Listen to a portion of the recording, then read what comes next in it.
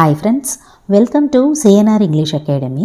இன்னைக்கு வீடியோவில் இங்கிலீஷ் சப்ஜெக்டில் 12th ஸ்டாண்டர்டோட டைட்டில்ஸ் அண்டு ஆத்தர்ஸ் பார்க்குறோம். ஆல்ரெடி 6th ஸ்டாண்டர்ட்லேருந்து அப் டு 11th ஸ்டாண்டர்ட் வரைக்கும் டைட்டில்ஸ் அண்ட் ஆத்தர்ஸ் பார்த்துருக்கோம். பார்க்காதவங்க வழக்கம் போல் டிஸ்கிரிப்ஷனில் லிங்க் இருக்கும், நீங்கள் பார்த்து யூஸ் பண்ணிக்கலாம். On that note, move on to the topic. Unit 1ஓட டைட்டில் அண்ட் ஆத்தர்ஸ் பார்க்குறோம். Two Gentlemen of Verona, and it's a prose by A.G. Cronin. The Castle by Edwin Moore. Supplementary பார்த்தீங்கன்னா God Sees the Truth But Waits by Leo Tolstoy. இப்போ அவங்களோட authors info பார்க்குறோம். Archibald Joseph Cronin, 1896 to 1981, was a Scottish novelist, dramatist and physician. A doctor by training, Cronin was one of the most renowned storytellers of the 20th century. Many of his stories have emerged from the medical career and are noted for their narrative skill, deep social conscience and finely drawn characters. Cronin's books were not only bestsellers, but some of them, such as The Citadel and The Keys of the Kingdom, were made into successful films and were adapted for radio and television. His novel Country Doctor was adapted for a long-running BBC radio and TV series. Authors info இப்போ அப்படியே தமிழில் பார்க்கலாம். ஆர்ச்பால்ட் Joseph குரோனின் 1896 முதல் 1981 வரை ஸ்காட்லாண்டை சேர்ந்த நாவலாசிரியர், நாடக ஆசிரியர் மற்றும் பயிற்சி பெற்ற மருத்துவர் ஆவார். குரோனினின் 20ஆம் நூற்றாண்டின் மிக புகழ்பெற்ற கதாசிரியர்களில் ஒருவர் ஆவார். இவருடைய கதைகளில் பல கதைகள் மருத்துவ தொழில் என்ற அடிப்படையில் இருந்து உதித்தவை மற்றும் வர்ணனை திறன், ஆழமான சமூக உணர்வு, அழகிய முறையில் அமைக்கப்பட்ட பாத்திரங்கள் முதலியவை குறிப்பிடத்தக்கவை. குரோனினின் நூல்கள் சிறந்த விற்பனை நூல்களாக மட்டுமின்றி தி சிட்டாடல் மற்றும் தி கீஸ் ஆஃப் தி கிங்டம் போன்ற பல நூல்கள் வெற்றிகரமான திரைப்படங்களாகவும் வானொலி மற்றும் தொலைக்காட்சியிலும் இடம்பெறுகின்றன.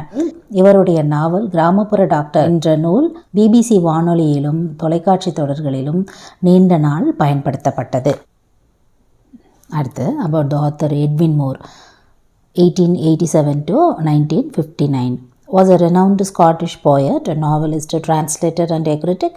He was remembered for his vivid poetry. He began writing poetry at a relatively old age and over the course of several years worked out an individual philosophical style for which he gained recognition later in his life. First poems and chorus of a newly dead contain Moore's initial attempts. Moore's later collections include variations on a time theme, The Narrow Place, The Voyage and other poems, The Labyrinth and One Foot in Eden. Edwin Muir 1887 முதல் 1959 வரை ஒரு புகழ்பெற்ற Scotland கவிஞர், நாவலாசிரியர், மொழிபெயர்ப்பாளர் மற்றும் திறனாய்வாளர் ஆவார். அவர் தம்முடைய தெளிவான பாடல்களால் நினைவு கூறப்படுகிறார். முதிய வயதில் இவர் கவிதை எழுத துவங்கினார். பல ஆண்டுகள் வரையில் தனிநபராக பணியாற்றினார். தம்முடைய தத்துவ நடைக்காக தம் வாழ்நாளின் பிற்பகுதியில் இவர் அங்கீகரிக்கப்பட்டார். First poems and chorus of the newly dead இவருடைய தொடக்க கால முயற்சிகளாகும். மியூரியின் பிற்கால தொகுப்புகளை கீழ்கண்டவற்றை உள்ளடக்கியதாகும். அதாவது variations on a time theme, the narrow place, the voyage and other poems, the labyrinth and one foot in Eden. அடுத்தது பார்க்குறோம். Leo Tolstoy. Leo Tolstoy was born on September 9th, 1828 in Tula province, Russia. He is best known for the novels of War and Peace, which was written in the year of 1869, and Anna Karenina, which was written in the year of 1877, often cited as pinnacles of realist fiction. He first achieved literary acclaim in his 20s with his semi-autobiographical trilogy, Childhood, Boyhood and Youth, and Sevastopol sketches based upon his experience in the Crimean War. Tolstoy's fiction includes dozens of short stories and several novels such as The Death of Ivan Ilyich, which is in the year of 1886, Family Happiness and Haji Murad. He also wrote plays and numerous philosophical essays. Tolstoy died on November 28, 1910 in Astapovo, Russia. Leo Tolstoy ரஷ்யாவின் டூலா மாநிலத்தில் 1828 September 9 பிறந்தார். தம்முடைய நாவல்களான வார் and peace 1869 மற்றும் அன்னா கரினினா 1887க்காக நன்கு புகழ்பெற்றவர். யதார்த்தமான கற்பனை கதைகளில் உச்சத்தில் இருப்பவராக அடிக்கடி மேற்கோள் காட்டப்படுபவராக இருக்கிறார். தம்முடைய 20ஆம் வயதுகளில் அவரது பகுதி சுயசரிதையில் 3 படிகளாக குழந்தை பருவம், சிறுவர் பருவம், வாலிப பருவம் ஆகிய நூல்களுக்காக இலக்கிய விருதுகள் பெற்றவர். கிரிமியன் போரில் ஏற்பட்ட தம்முடைய அனுபவங்களின் அடிப்படையாக கொண்ட செவஸ்டோபோல் ஸ்கெட்சஸ்க்காக பாராட்டும் பெற்றவர். ரஷ்யாவில் உள்ள அஸ்டபோவா என்னும் இடத்தில் 1910 நவம்பர் 20 டால்ஸ்டாய் மறைந்தார். ஓகே, அடுத்த யூனிட் பார்க்குறோம். Titles and author. டைட்டில் பாருங்கள். ப்ரோஸ் டைட்டில் வந்து a nice cup of tea by George Orwell, our casuarina tree by டாருடெட், life of by and it's a supplementary by யான் மார்டல். ஆத்தர்ஸ் இன்ஃபோ பார்க்குறோம். Eric author player 25th of June 1903 to 21 January 1950, better known by his pen name George Orwell, was an English novelist, essayist, journalist and critic whose work is marked by clear prose, awareness of social inequity, opposition to totalitarianism and candid support of democratic socialism. Orwell wrote literary criticism, poetry, fiction and polemical journalism. He is best known for the allegorical novella Animal Farm, which was written in the year of 1945, and the dystopian novel 1984, which was written in the year of 1949. In 2008, the Times ranked him second on the list of the 50 greatest British writers since 1945. இது ரொம்ப முக்கியமான ஒரு இன்ஃபோவாக பார்க்கப்படுது. 50 greatest ரைட்டர்ஸில் வந்து பார்த்திங்கன்னா the times அப்படின்ற மேகசினில் வந்து அவரை வந்து செகண்டாக வந்து லிஸ்ட் அவுட் பண்ணியிருப்பாங்க. எரிக் ஆர்த்தர் ஃப்ளையர் 1903 ஜூன் 25, 1950 ஜனவரி 21 தம்முடைய புனைப்பெயரான ஜார்ஜ் ஆர்வெல் என்பதை கொண்டு அறியப்பட்டவர். இவர் ஆங்கில நாவலாசிரியர், கட்டுரையாளர், பத்திரிகையாளர் மற்றும் திறனாய்வாளர் ஆவார். இவருடைய எழுத்துக்களில் தெளிவான உரைநடையும், சமூக சமத்துவமின்மை விழிப்புணர்வும், சர்வாதிகார எதிர்ப்பும், ஜனநாயக சமத்துவத்திற்கான வெளிப்படையான ஆதரவும் வெளிப்படுகிறது. ஆர்வெல் இலக்கிய விமர்சனம், கவிதை, கற்பனை, கதை, நடுநிலை இதழியல் போன்றவை பற்றி எழுதியுள்ளார். அனிமல் ஃபார்ம் 1945 என்ற மறைமுக அடையாள மொழி நாவலுக்காகவும், புதுமை படைத்த 1984 1949 ஆகியவற்றிற்கும் மிகச்சிறந்து அறியப்பட்டவர். 2008 த டைம்ஸ் என்ற பத்திரிகை 1945 ஆண்டிலிருந்து சிறந்த 50 பிரிட்டிஷ் எழுத்தாளர்கள் பட்டியலில் இவருக்கு 2ஆம் இடம் கிடைத்துள்ளது. Next one about the author.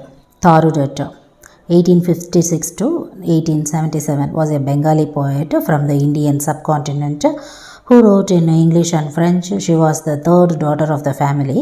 The Dutt family was a family of distinguished intellectuals and poets. She also had the advantage of being taught by excellent English tutors at home, and later on of the long stay in Europe and England. Toru, with all her exposure to and involvement in Western life and culture, loved the land of her birth, remained thoroughly Indian in her consciousness and sensibility. Besides her well-known collection of poems with the title Ancient Ballads and Legends of Hindustan, which was written in the year of 1882, she has to credit a volume of poems in French titled Sheep Gleaned in French Fields 1875. Our Casuarina Tree, the most well-known of Toru's poems, was included in her miscellaneous poem. டோருடர் 1856 முதல் 1877 இந்திய துணைக்கண்டத்திலிருந்து வந்த வங்காள பெண் கவிஞர் ஆவார். அவர் ஆங்கிலத்திலும் French மொழியிலும் கவிதைகளை எழுதினார். அவர் குடும்பத்தின் 3வது மகள். தத் குடும்பம் சிறந்த அறிவுமிக்க கவிஞர்களின் குடும்பம். இங்கிலாந்திலும் நீண்ட காலமாகவே வீட்டில் சிறந்த ஆசிரியர்களால் பயிற்றுவிக்கப்பட்டதாலும் பின்னர் அவருக்கு பயன் கிடைத்தது. டோரு மேற்கத்திய வாழ்க்கை மற்றும் கலாச்சாரத்தில் அவரது வெளிப்பாடு மற்றும் ஈடுபாடு, அவருடைய தாய்நாட்டை நேசித்தது மற்றும் அவரது உணர்திறன் முற்றிலும் இந்திய தன்மையிலேயே இருந்தது. பண்டைய பேலட்ஸ் மற்றும் லெஜெண்ட்ஸ் ஆஃப் ஹிந்துஸ்தான் 1882 என்ற தலைப்பில் நன்கு அறியப்பட்ட கவிதைகள் மட்டுமல்லாமல் பிரெஞ்சு மொழியில் ஷீப் கிளின்டன் பிரெஞ்சு ஃபீல்ட்ஸ் 1875 என்ற பிரெஞ்சு பெயரில் ஒரு கவிதை தொகுப்பு அவர் புகழை மிகவும் உயர்த்தியது. டோருவின் கவிதைகளில் அவர் கேசுரினட்ரி மிகவும் நன்கு அறியப்பட்டதாகும். அது மிசலேனியஸ் கவிதைகளுடன் சேர்த்து கொள்ளப்பட்டது. அடுத்து, Jan Martel was born in Spain to French-Canadian parents. Martel's father worked as a diplomat and a family moved to Costa Rica, France, Mexico and Canada during Martel's childhood. He grew up speaking both French and English. Martel studied philosophy at Trent University in Ontario and later spent a year in India visiting religious sisters and zoos. His first 3 books was received little critical on popular attention, but with the publication of Life of Pi in 2001, Martel became internationally famous and he was awarded the Man Booker Prize in 2002. யான் mortal ஸ்பெயினில் French மற்றும் Canada நாட்டு பெற்றோருக்கு பிறந்தார். மார்டலின் தந்தை ஒரு ராஜதந்திரியாக பணியாற்றினார். மேலும் அவரது குடும்பம் மார்டலின் இளமை காலத்தில் கோஸ்டாரிக்கா, பிரான்ஸ், மெக்சிகோ மற்றும் கனடாவுக்கு இடம்பெயர்ந்தது. பிரெஞ்சு, ஆங்கிலம் இரண்டிலும் தம் இளமை காலத்தில் பேசி வளர்ந்தவர். மார்டல் ஒன்டாரியோவில் உள்ள ட்ரெண்ட் பல்கலைக்கழகத்தில் தத்துவம் படித்தார். அதன்பின் இந்தியாவில் மத கன்னிகாஸ்திரிகளையும் மிருக காட்சி சாலையையும் விஜயம் செய்ய இந்தியாவில் 1 வருடம் கழித்தார். இவருடைய முதல் 3 நூல்கள் விமர்சகர்களின் அல்லது புகழ்பெற்றவர்களின் கவனத்தை ஈர்க்கவில்லை. ஆனால் 2001 லைஃப் ஆஃப் பை வெளியிட்டவுடன் மார்டல் சர்வதேச புகழ் பெற்றார். 2002 இவருக்கு மேன் புக்கர் பரிசும் அளிக்கப்பட்டது. ஓகே, 3rd யூனிட் பார்க்குறோம். Title in celebration of being alive, it's a prose and the author is doctor Christian Bernard. All the world's a stage from as you like it போயம்லேருந்து by William Shakespeare. அடுத்து, the hour of truth and it's a play which was given in our supplementary. Percival Wilde அப்படின்றவர் ஆத்தராக இருப்பார். Okay, Christian Neethling Bernard was born in rural South Africa in 1922 to poor parents as their 4th child. He evinced great interest in his academics and was determined to pursue medicine. After the loss of his brother to a cardiac ailment, he won many scholarships and pursued his higher studies, specializing in cardiac surgery. As a cardiac surgeon, Bernard focused on congenital and complicated cardiac conditions for which there was no cure at that time. After experimenting with heart transplantation on animals, he performed the world's first human-to-human heart transplant in the year of 1967. He gained worldwide recognition and went on to develop many surgery techniques which was being adopted till date. Bernard has penned 14 books and 235 scientific articles that have been published in reputed journals. Some of his books are One Life, 50 Ways to a Healthy Heart, The Best Medicine and The Faith. A pioneer in cardiac surgery, he obtained a doctorate in medicine from the University of Cape Town. This was followed by 11 honorary doctorates bestowed upon him by universities all over the world. He was also received 36 international awards. In his late years, he established the Christian Bernard Foundation to serve and promote the cause of underprivileged children throughout the world and died at the age of 78 in the year of 2001. Christian Neethling Bernard 1922 தென்னாப்பிரிக்க கிராம பகுதியில் ஏழை பெற்றோர்களுக்கு 4வது குழந்தையாக பிறந்தார். தம்முடைய பள்ளிப்படிப்பில் அதிக அக்கறை கொண்டவர். தம்முடைய சகோதரனின் இதய நோயினால் ஏற்பட்ட இழப்பிற்கு பின் மருத்துவம் படிக்க வேண்டும் என்று உறுதி கொண்டார். இவர் பல கல்வி உதவித்தொகைகளை பெற்று தம் மேற்படிப்பில் இருதய அறுவை சிகிச்சையில் சிறப்பு கல்வியும் பெற்றார். இருதய அறுவை சிகிச்சை மருத்துவராக பெர்னார்டு அந்த காலத்தில் குணப்படுத்த முடியாத பிறவி இருதய கோளாறு மற்றும் சிக்கலான இருதய சிகிச்சையில் அதிக கவனம் செலுத்தினார். விலங்குகளின் இருதய மாற்று சிகிச்சையில் அனுபவம் பெற்ற பிறகு 1967ஆம் ஆண்டில் மனிதனுக்கு மனிதன் இதய மாற்று சிகிச்சையை உலகிலேயே முதன்முறையாக செய்தவர். உலக அளவிலான அங்கீகாரத்தையும் பெற்றார் மற்றும் இன்றைய நாள் வரை பின்பற்றப்படும் பல அறுவை சிகிச்சை தொழில்நுட்பங்களை மேம்பாடு அடையவும் செய்த பெருமை இவருக்கு உண்டு. பெர்னார்டு 14 நூல்களையும் 235 அறிவியல் கட்டுரைகளையும் எழுதியுள்ளார். அவைகள் பிரபலமான பத்திரிகைகளில் வெளியிடப்பட்டுள்ளன. One life, 50 ways of a healthy heart, the best and the faith என்பவை இவருடைய சில நூல்களாகும். இருதய அறுவை சிகிச்சைக்கு பின் முன்னோடியாக கேப்டன் பல்கலைக்கழகத்தில் இருந்து மருத்துவத்துறையில் முனைவர் என்ற பட்டத்தையும் பெற்றார். இதைத் தொடர்ந்து உலகம் முழுவதிலும் உள்ள பல்கலைக்கழகங்கள் இவருக்கு 11 கௌரவ முனைவர் என்ற பட்டங்களை வழங்கியுள்ளன. இவர் 36 அனைத்துலக விருதுகளையும் பெற்றிருக்கிறார். தம்முடைய இறுதி காலத்தில் உலகம் முழுவதிலும் உள்ள ஏழை குழந்தைகளுக்கு தூண்டாற்றவும் அவர்களின் நிலை மேம்படவும் கிறிஸ்டியன் பெர்னார்டு ஃபவுண்டேஷன் என்ற நிறுவனத்தையும் நிறுவினார். இவர் 2001ஆம் ஆண்டு தம்முடைய 78வது வயதில் மரணமடைந்தார். அடுத்து William Shakespeare 1564 to 1616 was a prolific writer during the Elizabethan and Jacobean ages of British theatres, sometimes called the English Renaissance. Shakespeare's plays and perhaps his most enduring legacy, but they are not the only things he wrote. Shakespeare's poems remains popular to this day. Shakespeare's rich and diverse works was spawned countless adaptations across multiple genres and cultures. His writings have been compiled in various literations of the complex works of William Shakespeare, which include all his plays, sonnets, and other poems. William Shakespeare continues to be one of the most important literary figures of the English language. தமிழாக்கம் பார்க்குறோம். William Shakespeare 1564 முதல் 1616 Elizabethan மற்றும் Jacobian யுகத்தில் சில நேரங்களில் ஆங்கில மறுமலர்ச்சி என்றும் அழைக்கப்படும் சிறந்த எழுத்தாளர் ஆவார். ஷேக்ஸ்பியரின் நாடகங்கள் பெரும்பாலும் மரபுத்தன்மை வாய்ந்தவை. ஆனால் அவர் எழுதியது ஒரே விஷயங்களை பற்றியது மட்டுமல்ல. ஷேக்ஸ்பியரின் கவிதைகள் இன்றும் பிரபலமாக உள்ளன. ஷேக்ஸ்பியரின் பலவிதமான படைப்புகள் பல வகைகளில் மற்றும் கலாச்சாரங்கள் முழுவதும் கணக்கில் அடங்காத தழுவல்களை உருவாக்கியுள்ளன. வில்லியம் ஷேக்ஸ்பியரின் முழுமையான படைப்புகள் மற்றும் நாடகங்கள், சானட்டுகள், 16 வரிகளை கொண்ட கவிதைகள் மற்றும் பிற கவிதைகள் ஆகியவற்றின் பல்வேறு படைப்புகளில் அவரது நூல்கள் தொகுக்கப்பட்டன.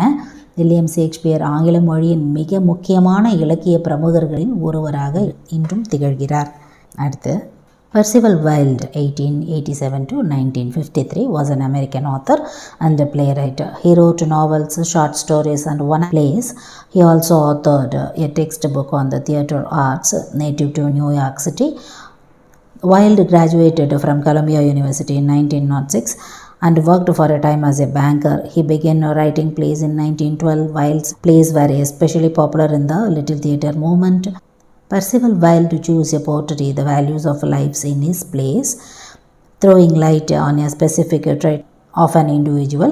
His one-act play, The Hour of Truth, is a testimony to his craftsmanship, where the 3 classical unities of time, place, and action are observed. The climax of the play develops rapidly and ends with a pleasant surprise. Percival Wilde 1887 முதல் 1953 ஒரு அமெரிக்க நூலாசிரியரும் நாடக ஆசிரியரும் ஆவார். அவர் நாவல்கள், சிறுகதைகள் மற்றும் ஓரங்க நாடகங்களை எழுதியுள்ளார். அவர் நாடக கலைகளில் ஒரு பாடநூல் எழுதியுள்ளார். நியூயார்க் நகரத்திற்கு சொந்தமான வைல்டு 1906ஆம் ஆண்டில் கொலம்பியா பல்கலைக்கழகத்தில் பட்டம் பெற்றார். மேலும் ஒரு வங்கியாளராக குறிப்பிட்ட காலம் பணியாற்றினார். அவர் 1912இல் நாடகங்களை எழுதுவதற்கு தொடங்கினார். வைல்டின் நாடகங்கள் சிறு அரங்க இயக்கத்தில் சிறப்பான புகழ்பெற்றவை. ஒரு தனி மனிதனின் குறிப்பிட்ட விசேஷ குணத்தின் மீது கவனம் செலுத்தி தம்முடைய நாடகங்களில் வாழ்க்கை மதிப்பீட்டுகளை தேர்ந்தெடுத்துள்ளார். அவருடைய ஓரங்க நாடகமான உண்மையின் தருணம் அவருடைய தொழில் திறனுக்கு ஒரு சான்றாகும். அவர் நாடகத்தில் இருக்க வேண்டிய நேரம், இடம், நிகழ்வு ஆகிய 3 ஒற்றுமைகளும் பின்பற்றப்பட்டுள்ளன. நாடகத்தின் உச்சநிலை வேகமாக வளர்ச்சி அடைகின்றது, மகிழ்ச்சி மிக்க வியப்பை கொண்டு முடிகிறது. நெக்ஸ்ட் 4th யூனிட் பார்க்குறோம். த சம்மிட் அப்படின்றது prose topic by Edmund Hillary. Ulysses, it's a poem written by Alfred Denison.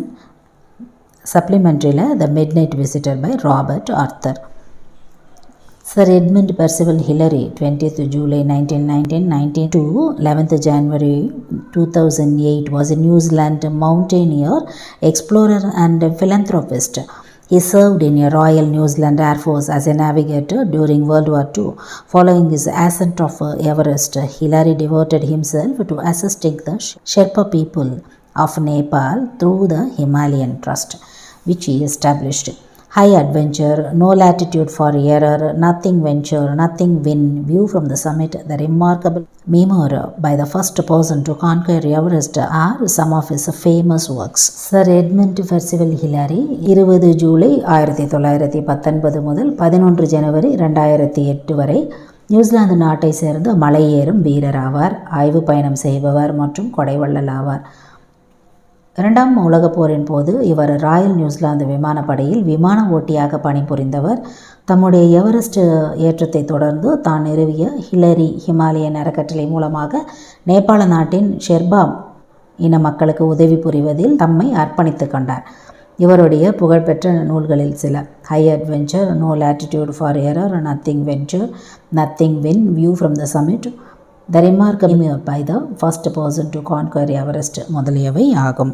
அடுத்தது Alfred Tennyson, first Baron Tennyson, 6th August 1809 to 6th October 1892 was a British poet. He was the poet laureate of the Great Britain and Ireland during much of Queen's Victorian's reign and remains one of the most popular British poets. Tennyson excelled at penning short lyrics such as Break, Break, Break, The Charge of the Light Brigade, Tears, Idle Tears, and Crossing the Bar. He wrote verses on classical mythology such as Ulysses, Idylls of the King and Tithonus. Tennyson's use of the musical qualities of words to emphasize rhythms and meanings is sensitive. Alfred tennessine முதலில் பேரன் tennessine 6 August 1809 முதல் 6 October 1892 ஒரு British கவிஞர். Victoria அரசின் ஆட்சி காலத்தில் பல ஆண்டுகள் கிரேட் பிரிட்டன் மற்றும் அயர்லாந்தின் அரசவை புலவராக இருந்தவர். இன்னும் மிக புகழ்பெற்ற பிரிட்டிஷ் புலவர்களின் ஒருவராக இருக்கிறார். இவர் பல குறுகிய இசைப்பாடல்களை எழுதுவதில் சிறப்பு மிக்கவர். பாரம்பரிய புராண கதைகள் மற்றும் கவிதைகள் எழுதியவர். தம்முடைய இசை பொருந்திய சொற்கள் அந்த அர்த்தங்கள் மீது அழுத்தம் தருவதற்காக இவருடைய சொற்கள் இசை பண்புகளை பயன்படுத்துவதில் மிகவும் உணர்வு மிக்கவர் ஆவார். Okay. Robert J author junior, November 10, 1909 to May 2, 1969 was a writer of speculative fiction and specialized in crime fiction and mystery fiction. He was known for his work with the Mysterious Traveler radio series and for writing The Three Investigators, a series of young adult novels. Arthur was honored twice by the Mystery Writers of America with an Edgar Award for Best Radio Drama. He also wrote a script for television.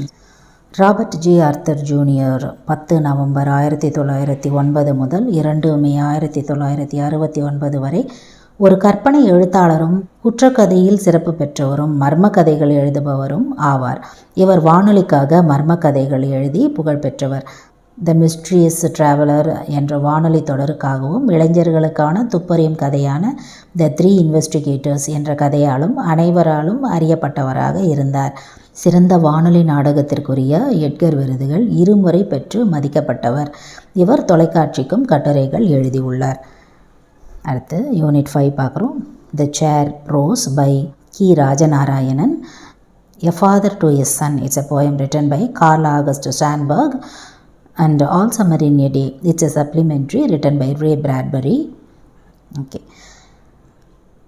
Rajanarayanan, popularly known by Tamil initials as Kira, is a Tamil folklorist and a prolific author.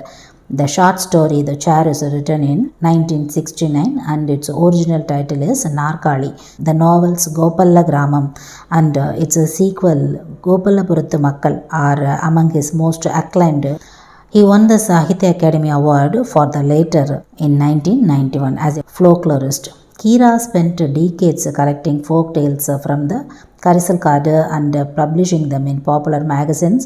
In 2007, the Tanjavur-based publishing house Annam compiled these folk tales into a 944-page book, the Natapura Kadai Kalanjiyam, collection of country tales. As of 2009, he has published around 30 books. A selection of these were translated into English by Preetham K. Chakravarti and published in 2009 as Where Are You Going, You Monkeys, Folk Tales from Tamil Nadu. Rajanarayanan Tamil எழுத்தாளர்களால் Keera என்று பரவலாக அறியப்படும். தமிழ் கிராமப்புற கதைகள் எழுதுபவர் மற்றும் சிறந்த படைப்பாசிரியர். தி சேர் என்னும் சிறுகதை 1969 எழுதப்பட்டது. அதன் உண்மை தலைப்பு தமிழில் நாற்காலி. கோபல்ல கிராமம், அதன் தொடர்ச்சியான கோபல்லபுரத்து மக்கள் என்ற புதினங்கள் அவருடைய புகழ்பெற்ற படைப்புகள். மேற்கண்ட குறிப்பிட்ட புதினத்திற்காக 1991 இவர் சாகித்ய அகாடமி விருதை பெற்றவர். கிராமப்புற கதைகள் எழுதும் ஆசிரியர் என்ற முறையில் கீரா அவற்றை தொகுக்க கரிசல் காடு என்பதில் இருந்தும் புகழ்பெற்ற பத்திரிகைகளில் அவற்றை வெளியிடவும் பல ஆண்டுகளை கழித்தார். 2007 தஞ்சாவூரில் உள்ள அன்னம் என்ற வெளியீட்டாளர் இந்த கிராமப்புற கதைகளை 944 பக்கங்கள் கொண்ட நாட்டுப்புற கதை களஞ்சியம் என்று வெளியிட்டுள்ளார். 2009 வரையில் கீரா சுமார் 30 புத்தகங்களை வெளியிட்டிருக்கிறார். இவற்றில் தேர்ந்தெடுக்கப்பட்ட கதைகள் பிரீத்தம் கே சக்கரவர்த்தி என்பவரால் ஆங்கிலத்தில் மொழிபெயர்க்கப்பட்டு 2009 குரங்குகளே நீங்கள் எங்கே போகிறீர்கள், தமிழ்நாட்டு கிராமப்புற கதைகள் என்ற தொகுதியில் வெளியிடப்பட்டுள்ளது. Next one. Poetry is the opening and closing of a door, leaving those who look through to guess about what was seen during a moment by Carl Sandburg. இது அவரோட coats. And move on to his infos. Sandburg was born in Galesburg, Illinois, to parents of Swedish ancestry.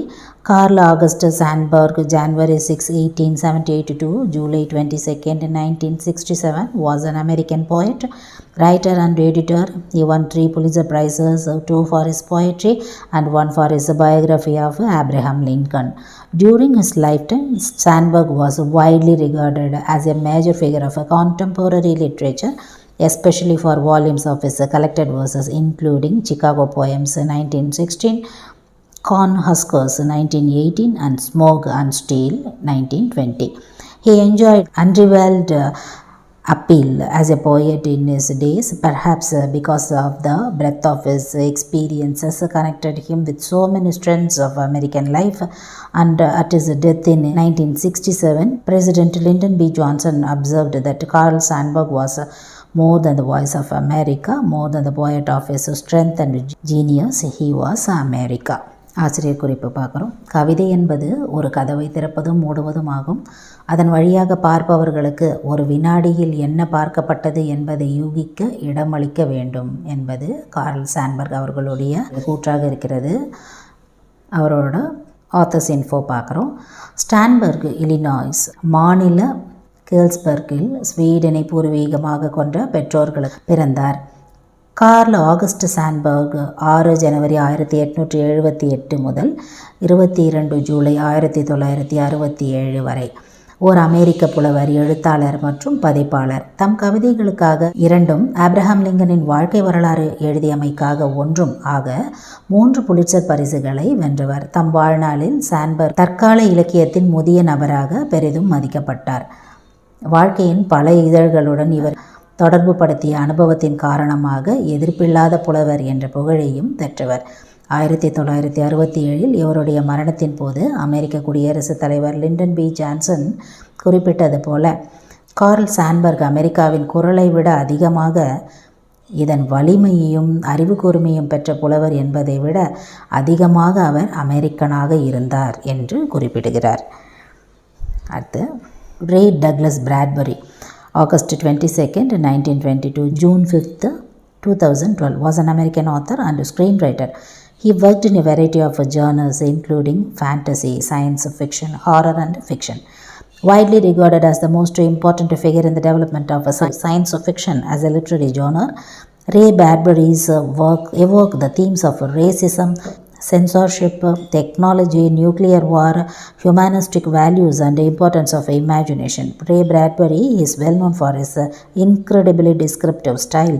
He employs figurative language, mostly similes, metaphors and personification throughout the novel, and enriches his story with a symbolism. On April 16, 2007, Bradbury received a special citation from the Pulitzer Prize jury for his distinguished, prolific and deeply influential career as an unmatched author of science fiction and fantasy. Bradbury also wrote and consulted on screenplays and television scripts, including Moby Dick and It Came from the Outer Space. Many of his works were adapted to comic book, television and film formats. Ray Douglas Bradbury 22 ஆகஸ்ட் 1920 ஜூன் 2012 வரை ஒரு அமெரிக்க எழுத்தாளரும் திரைக்கதை வசனகர்த்தாவும் ஆவார். அதீத கற்பனை கதை, அறிவியல் புனைக்கதை, திகில் கதைகள் மற்றும் கற்பனை கதைகள் எழுதுவதில் இவர் இலக்கிய அங்கங்கள் பலவற்றிலும் பணியாற்றியவர்.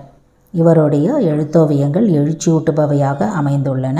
தம்முடைய சிறப்புமிக்க படைப்பாற்றல் மிக்க இவர் செல்வாக்கு மிக்க எழுத்தாளராக அறிவியல் கற்பனை கதை மற்றும் பலமான கற்பனை கதைகள் படைத்தமைத்தல் 16 ஏப்ரல் 2007 அன்று புலிட்சர் பரிசு நடுவர்களால் சிறப்பிக்க விருதினை ரே பிராட்பெரி பெற்றுள்ளார். திரைக்கதைகள், தொலைக்காட்சி நாடகங்கள் ஆகியவற்றிற்காகவும் இவர் எழுதியது மட்டுமின்றி ஆலோசனைகள் வழங்குபவராகவும் திகழ்ந்துள்ளார். Moby Dick and it came from outer space கதைகள் இவற்றில் அடங்கும். இவருடைய படைப்புகளில் பல நகைச்சுவை நூல்கள், தொலைக்காட்சி, திரைப்பட படிமானங்கள் ஆகியவற்றில் தழுவப்பட்டுள்ளன.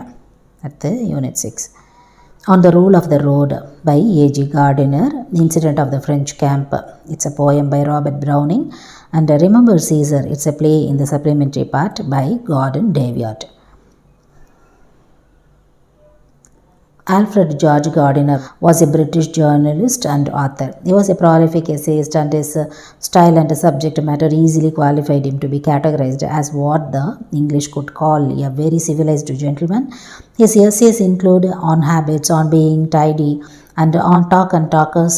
On the Rule of the Road was included in one of Gardiner's compilations titled Leaves in the World and was published under the pseudonym Alpha of the Plough.